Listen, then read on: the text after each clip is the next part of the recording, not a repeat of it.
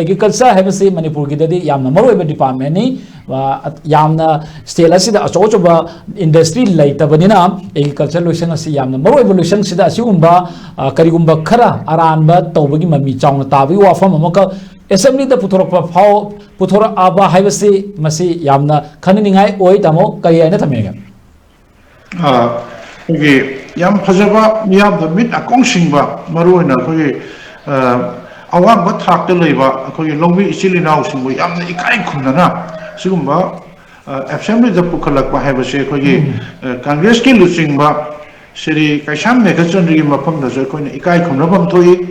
mahakna sigumba tanja asi assembly da pukhalak ba se mahaki siri kaisam megachonri asuba khudolni miyam nungsiba longbi ichilinaw singbu nungsibi khudam naina thamjage ahanbada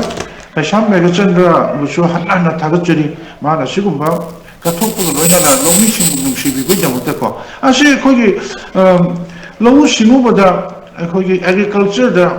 khogi beneficiary khanba matamda hanjin khanba haibase imung amda yaw haibase masi yam laibak thibani asai to butadi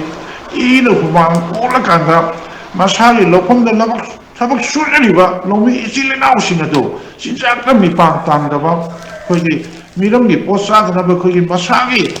pothok tana khoi sinjak mi pang tangdaba adugumba chawkatpa Manipur ama ohanaba hotnaliba singado da pidana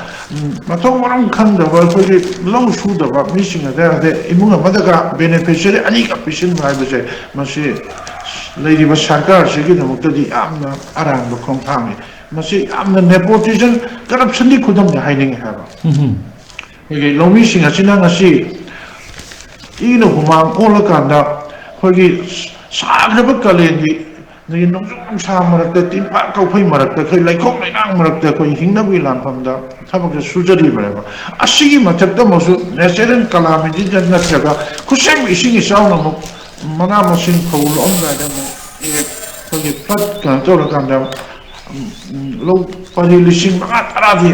mangi ba kayam si yawri ba sigumba beneficiary sing asibu tasiyang na pukto dana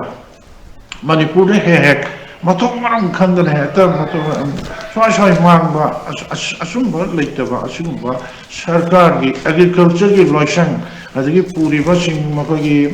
village level worker adagi demonstrator adagi block level agriculture gi office director sing asi mathok ta so kan matik chana tigalakanda verification torakanda investigation torakanda makogi mathok ta action logo dona masigumba akan action Sairak mapihong dapat tadi, hanna matung dosu torakani, hanki matang assembly yor matam jadi lem na to oida banema, asum betul puthok kanda asum langla tu puthok kanda, aram bersingga tu, maru pangna koi, eradication tu hoda batadi, matung dosu ya insum torko ya be mongai, ada sumna atau pada 5 paper de kaida, sini dia itu inu humam olah kanda, koi masak. Atopodana awang masin pamda orakan koi lau singu agriculture work to riba silinaw sing sida China makoi gi right matpi ba haibase mase yamna lanba koi Indian constitution na pi riba fundamental rights citizen gi right directive principle of state policy asibu makoi na khonga ba mai thamje